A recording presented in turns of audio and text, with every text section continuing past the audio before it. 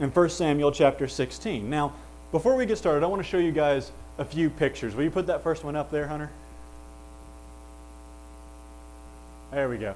Have you ever seen this picture before? Imagine most people have seen some variation. What do you see in this picture?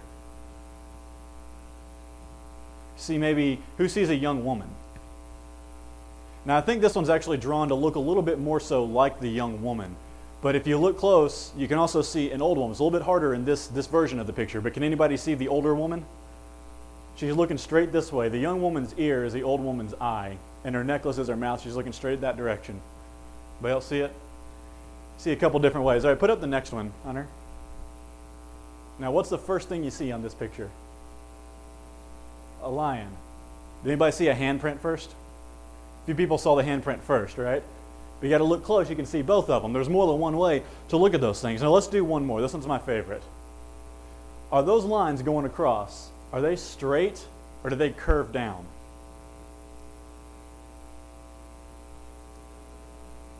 It's kind of messing with your head, isn't it?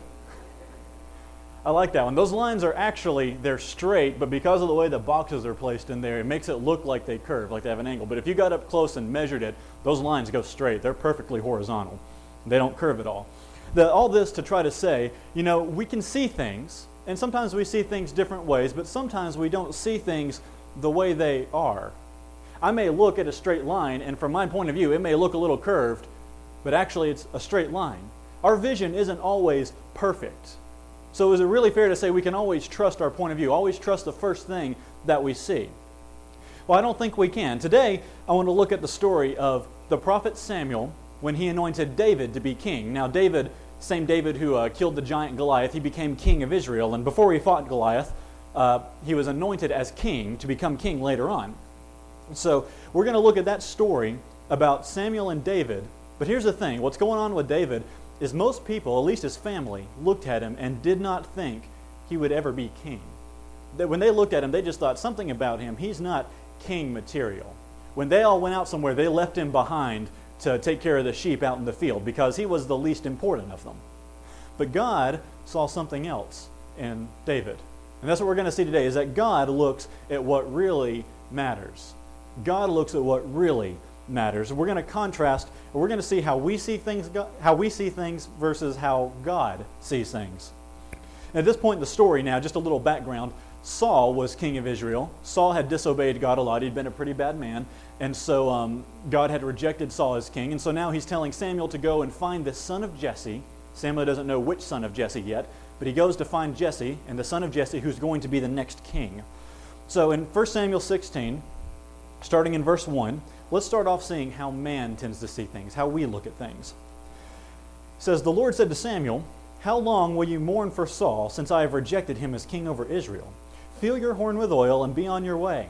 I'm sending you to Jesse of Bethlehem. I have chosen one of his sons to be king.'" Skip down to verse 4. It says, "Samuel did what the Lord said. When he arrived at Bethlehem, the elders of the town trembled when they met him. They asked, 'Do you come in peace?' Samuel replied, 'Yes, in peace. I've come to sacrifice to the Lord. Consecrate yourselves and come to the sacrifice with me.' Then he consecrated Jesse and his sons and invited them to the sacrifice.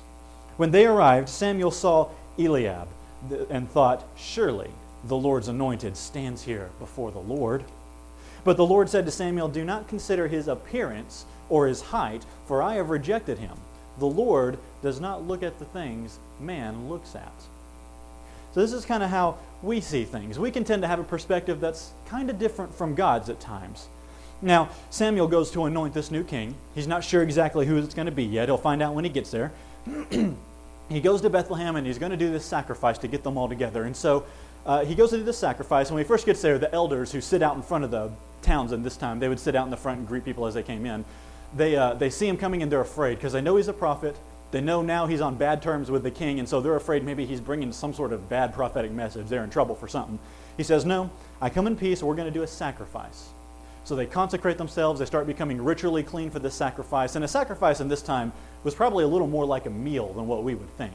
They actually got to eat part of it. They'd sit down and eat it like a meal in one part of the sacrifice. So while he's there, he sees one of Jesse's sons, Eliab, and he thinks, "This guy has got to be the next king. Look at him. He just looks like a king. Now, I don't know exactly what Eliab looked like. Maybe he was kind of a tall guy, maybe 6'3", broad shoulders, beautiful thick brown hair, and a stylish goatee. I don't know what he looked at, right? But something about him just said, I've got authority. Something, I'm going to be king. Something good about him. But Samuel was looking at that from, even though he was a prophet, he was looking at that from a human point of view, from human perspective, which sometimes can be wrong. You know, we don't always see things for what they really are. Commonly, I think, because we tend to judge mostly from appearance, from the first thing that we see. In John 7:24, Jesus challenges the Pharisees, and I don't know that he's saying it's okay for us to do this, but he's challenging the Pharisees. He's saying, stop judging by mere appearance and make a right judgment. Stop looking at the things on the outside and judge right. You guys are so fixed on judging something, then why don't you make a good judgment? Your judgments aren't even right. Now, that was Jesus' very common complaint to the Pharisees. The Pharisees, their entire existence centered around how good they looked. These were the guys that when walking through town, when it came time to pray, they would stop and they would kneel down in the middle of the street, in the middle of town, to pray, so that everyone would look at them and say, oh, look at those guys. They are holy. See that, Billy? See that boy? Oh, see, you want to be like him when you grow up. Maybe someday you can be as good a person as him. And that's what they loved.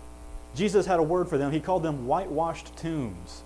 They were attractive. They made themselves look good. They presented themselves well on the outside, but on the inside, it was just filled with death. There was nothing. They had nothing good on the inside. That's a problem because people do tend to look at the outside appearance. We don't always see what's inside. You know, when I was young, every Friday night, me and my family used to gather around the TV, the whole family, and there were a series of several shows that came on TV that we watched, family-centered shows, and they were good, they were clean comedy shows, and we loved them. We sat around, watched those shows, they're good for kids. And one of the shows in particular painted a really good picture of a very wholesome family.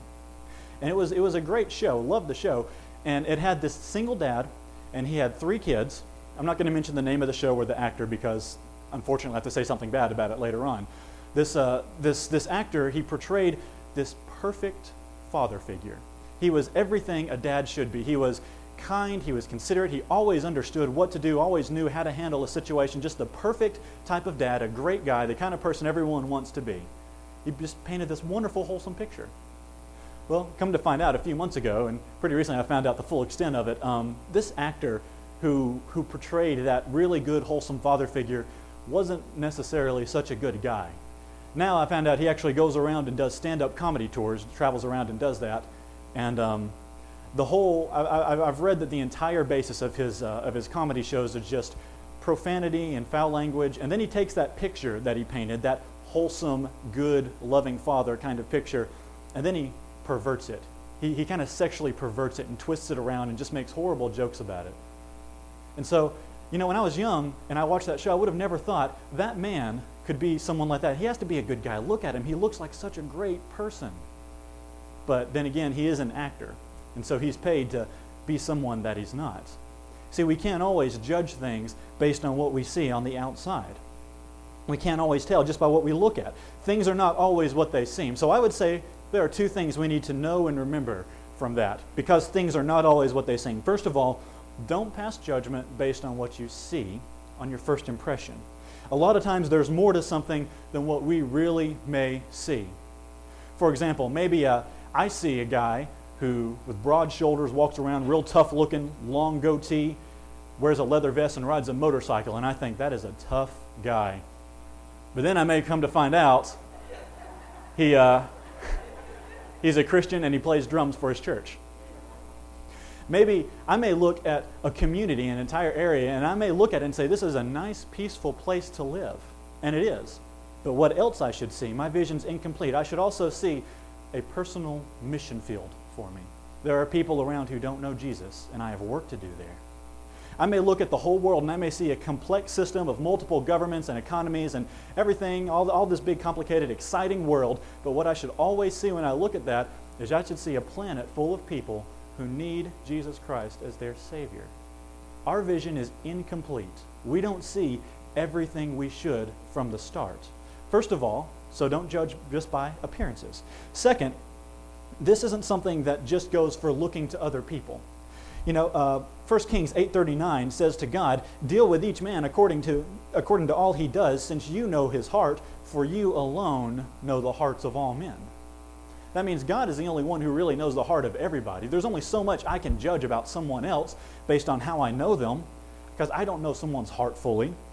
So this doesn't apply entirely to looking to someone else. This has to apply to ourselves as well. In Luke 16:15, Jesus said to the Pharisees, "You are the ones who justify yourselves in the eyes of men, but God knows your hearts. What is highly valued among men is detestable in God's sight." Here's the point. It's really, really easy to act like a Christian, but it's a challenge to really be a Christian. It's easy to come to church once a week. It's a challenge. It's difficult to maintain true conviction, to have a spiritual walk with God.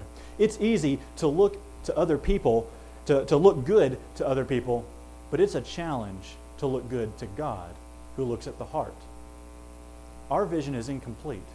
We can't always judge other people, so we should always be willing to judge ourselves. No one knows your heart except you and God, and so it's up to you to look at yourself in the right view.